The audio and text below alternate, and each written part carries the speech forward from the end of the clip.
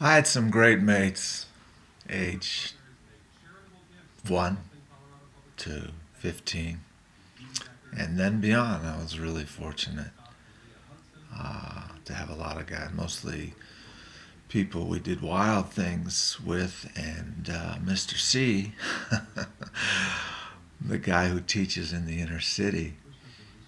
I used to be involved in these capers, and our desire was to sneak in to see a movie through the exit doors.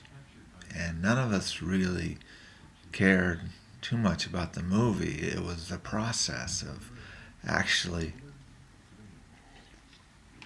sneaking in that got me.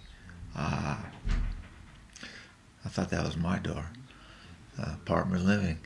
Uh, it was sneaking in that got us busted one night. Okay, this is for me.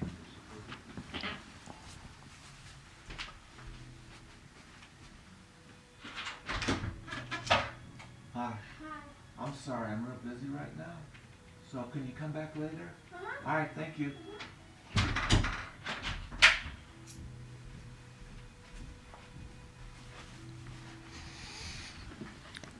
Somebody's selling school products. So you get over here. Excuse me, is it better? Over here. I don't know. Maybe it doesn't matter. I totally lost my train of thought. Oh, we would thrive, and we didn't do vandalism. We didn't do drugs at that time. Didn't really drink that much. We would get high playing basketball.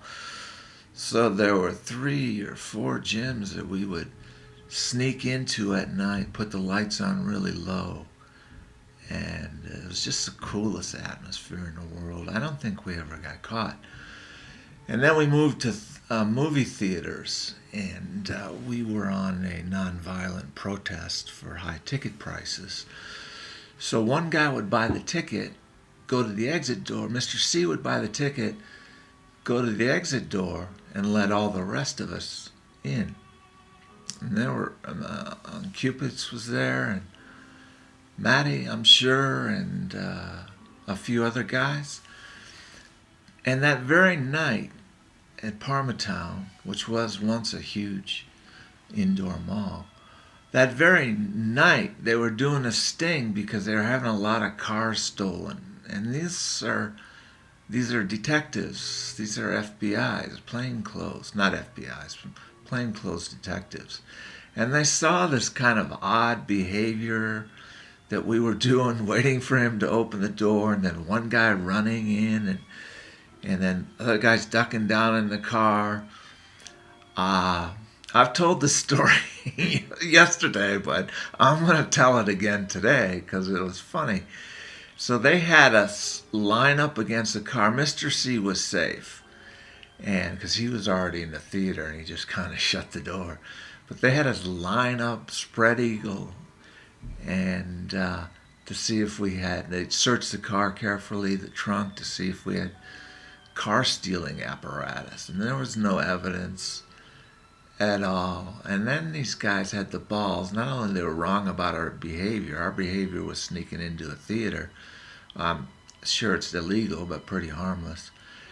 And so Tom had like a case of beer. Cupid's had a case of beer in the back, and these detectives took it upon themselves to relieve us of that case of beer.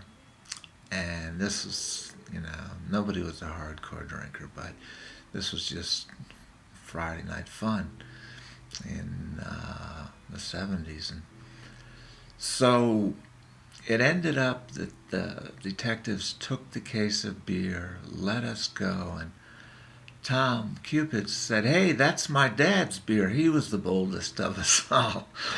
Um, and he came back and said, "Okay, have your dad give me a call at this number." That was the end of that. There's another good story about Bill Weston's wedding, Bill's wedding, and Tom Cupid's, and how they spent the night before Bill was to get married in jail, and that was another wild one. And I guess I'll tell that some other time.